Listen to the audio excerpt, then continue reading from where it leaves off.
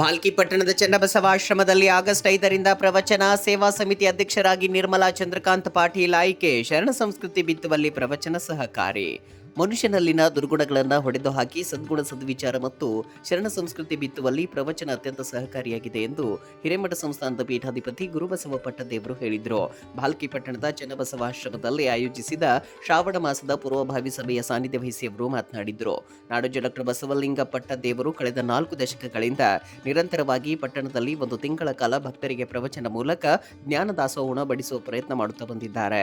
ಶಟಸ್ಥಲ ದರ್ಶನ, ಅಲ್ಲಮ್ಮ ಬೆಡಗಿನ ವಚನಗಳು, ಶರಣ ಜೀವನ, ಶಾಂತ ಜೀವನ ಸೇರಿ ಮುಂತಾದ ವಿಷಯಗಳ ಮೇಲೆ ಪೂಜ್ಯರು ಪ್ರವಚನ ನೀಡಿ ಅರಿವಿನ ಜ್ಯೋತಿ ಬೆಳಗಿಸಿದ್ದಾರೆ ಎಂದರು. ಈ ಬಾರಿ ಪಟ್ಟಣದಲ್ಲಿ ಆಗಸ್ಟ್ 5ರಿಂದ ಸೆಪ್ಟೆಂಬರ್ 4ರವರೆಗೆ ತಿಂಗಳ ಕಾಲ ನಿರಂತರ ಪ್ರವಚನ ನಡೆಯಲಿದೆ. ಶ್ರಾವಣ ಮಾಸದ ಕಾರ್ಯಕ್ರಮಗಳಲ್ಲಿ ಪ್ರವಚನದ ಜೊತೆಗೆ ಅಕ್ಕನ ಆಗಮನವರ ಜಯಂತಿ, ಜೊತೆಗೆ ಹಾಲು ಕುಡಿಸುವ ಹಬ್ಬ, ಅದೇ ರೀತಿ ಡಂಬರಾಟ ಓಣಿಯ ಮಕ್ಕಳಿಗೆ ಹೊಸ ಬಟ್ಟೆ ಹಾಗೂ ಹಣ್ಣು ಹಂಪಲು ವಿತರಣೆ, ನುಲಿಯ ಚಂದಯ್ಯನವರ ಜಯಂತಿ, ಧಾರವಾಡ ತಪೋವನ ಶ್ರೀಗಳ ಜಯಂತಿ, ಶ್ರೀಮಠದ ಆಶ್ರಮದಲ್ಲಿ ಬೆಳೆಯುತ್ತಿರುವಂತಹ ಸುದೈವಿ ಮಕ್ಕಳ ದಿನಾಚರಣೆ, ಪೂಜ್ಯರ ಅಪ್ಪಗಳವರ ಜಯಂತಿ ಸೇರಿ ಪ್ರತಿದಿನ ಶ್ರೀಮಠದಲ್ಲಿ ಸಾಮೂಹಿಕ ಇಷ್ಟಲಿಂಗ ಪೂಜೆ, ಅದೇ ರೀತಿ ವಚನ, ಭಜನೆ ಮತ್ತು ಪ್ರಸಾದ ದಾಸೋಹ ನಡೆಯಲಿದೆ ಎಂದು ತಿಳಿಸಿದರು.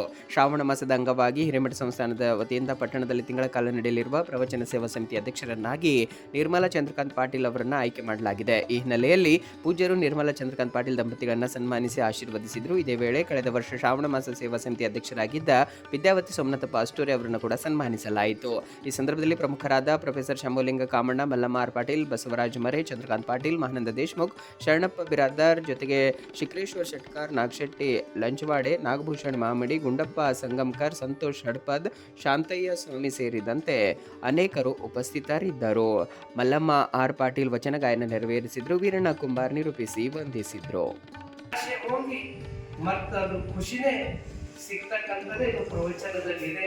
ಇಂಥ ಪ್ರವಚನವನ್ನ 5ನೇ ತಾರೀಕಿನಿಂದ ಪ್ರತಿ ವರ್ಷದಂತೆ ಈ ವರ್ಷನೂ ನಾವು ಮಠದಲ್ಲಿ ಭಜನೆ ನಡೀತದ, ಸಾಮೂಹಿಕ ಲಿಂಗ ಪೂಜೆ ನಡೀತದ, ಅಲ್ಲಿ ತೀರ್ಥ ತಗೊಂಡಿದ ನಂತರ ಅಲ್ಲಿ ಪ್ರಸಾದ ಇರ್ತದ. ಪ್ರತಿ ವರ್ಷ ಎಲ್ಲರೂ ದಾಸೋಹ ಮಾಡ್ತೀರಿ.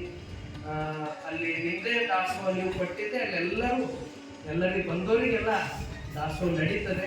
ಬೆಳಗ್ಗೆ ಅಲ್ಲಿ ಮಠದಲ್ಲಿದ್ದರೆ ಸಾಯಂಕಾಲ ಇಲ್ಲಿ ಜ್ಞಾನದ ಅಮೃತ ಒಟ್ಟಾರೆ 1 ತಿಂಗಳಲ್ಲಿ ಏನೇನು ಬರ್ತಾವೋ ಅವೆಲ್ಲ 15ನೇ ಆಗಸ್ಟ್ ಸ್ವಾತಂತ್ರ್ಯೋತ್ಸವ ಇರ್ಬೋದು, ರಕ್ಷಾಬಂಧನ್ ಇರ್ಬೋದು, ಅದರಲ್ಲಿ ಅಪ್ಪಗಳು ಹುಟ್ಟಿದ ದಿನ ಇರ್ಬೋದು, ಇವೆಲ್ಲ ಕೂಡ್ಕೊಂಡು ಒಂದು ರೀತಿ ಹೆಂಗೆ ದಿನಗಳು ಹೋಗ್ತಾವ ಅಂಬೋದೇ ಗೊತ್ತಾಗಂಗಿಲ್ಲ.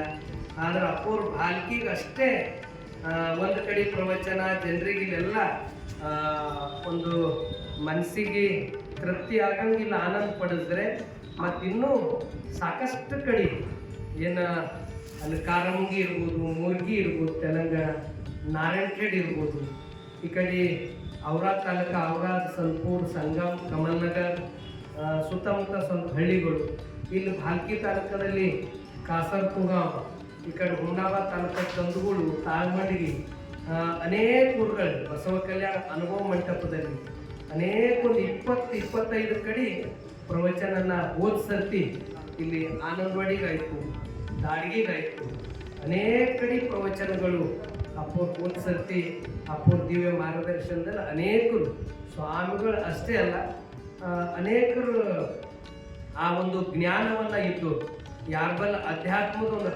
ಹಸಿವದನು ಅಂಥವ್ರು ಕೂಡ ಅನೇಕರು ಪ್ರವಚನ ನೀಡಿದ್ದಾರೆ. ಇಲ್ಲಿ ಒಂದು ಸಮಿತಿ ಮಾಡಿ ಅವರಿಗೆ ಅಧ್ಯಕ್ಷ ಮಾಡಿ ಅವರ ಅಧ್ಯಕ್ಷತೆಯಲ್ಲಿ ಕಾರ್ಯಕ್ರಮ ನಡೆಸಿದ್ದೀವಿ. ಹೋದ ವರ್ಷ ತಾಯಿ ವಿದ್ಯಾವತಿ ಸೋಮನಾಥಪ್ಪ ಅಷ್ಟೇ ಅವ್ರಿಗೆ ಅಧ್ಯಕ್ಷ ಮಾಡಿ ಇದರಲ್ಲಿ ಇಲ್ಲಿ ಪ್ರವಚನ ನಡೆದಿತ್ತು. ಈ ವರ್ಷ ಬಹಳಷ್ಟು ಜನರಿಗೆ ನಾನೆಲ್ಲ ಕೇಳಿದೆ. ಅಪ್ಪರು ಕೂಡ ಅಪ್ಪವ್ರ ಚರ್ಚೆ ಮಾಡಿದಾಗ ಅಪ್ಪವ್ರ ಜೊತೆ ಚರ್ಚೆ ಮಾಡಿದಾಗ ಅಪ್ಪರು ಹೆಸರು ಎಲ್ಲರ ಕಡೆ ತಗೊಂಡಾಗ ಹೆಸರು ಬಂದಿದ್ದು ತಾಯಿ ನಿರ್ಮಲಾ ಚಂದ್ರಕಾಂತ್ ಪಾಟೀಲ್ ಅವ್ರ ಹೆಸರು ಬಂದಿದೆ. ಅವರು ಈ ಸರ್ತಿ ಸಮಿತಿ ಅಧ್ಯಕ್ಷರಾಗಿ ಅವ್ರ ಕಾರ್ಯನ ನಿಭಾಯಿಸಬೇಕು ಅಂತಕ್ಕಂಥದ್ದು ಎಲ್ಲರೂ ಆಚಾರ ವಿಚಾರ ಗೊತ್ತಿತ್ತು. ಅದೇ ರೀತಿ ಕಳೆದ ವರ್ಷ ಸೇವೆ ಸಲ್ಲಿಸಿದ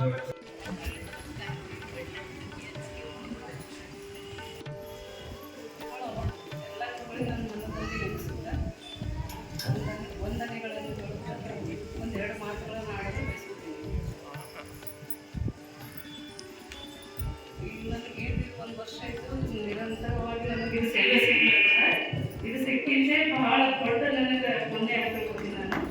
ನಾ ಏನು ಕೊಟ್ಟರು ಇವತ್ತಿನ ನಾನು ಹೊಂದಾಣಿಕೆ ಇದು ಬೆಳೆಗಳನ್ನು ಸಿಕ್ಕಿದ್ದೆ ಭಾಳ ದೊಡ್ಡ ಖುಷಿಯಿಂದ ಎಲ್ಲರೂ ಮಾಡ್ಕೊಂಡು ಹೋಗೀನಿ. ಇದನ್ನು ಹಾಗೆ ನಿಭಾಯಿಸ್ತೀನಿ. ನೀವೆಲ್ಲ ಸಹಕಾರ ಬೇಕು ನನ್ನ ಎಲ್ಲರಿಗೂ ನನ್ನ ಶರಣ. ಅಧ್ಯಕ್ಷ ಮಾಡಿದ್ರು ಅವ್ರದ್ದೇ ಎಲ್ಲರಿಗೆಲ್ಲ ಸಹಾಯ ಮಾಡಿದಂತ ಮಸ್ತ್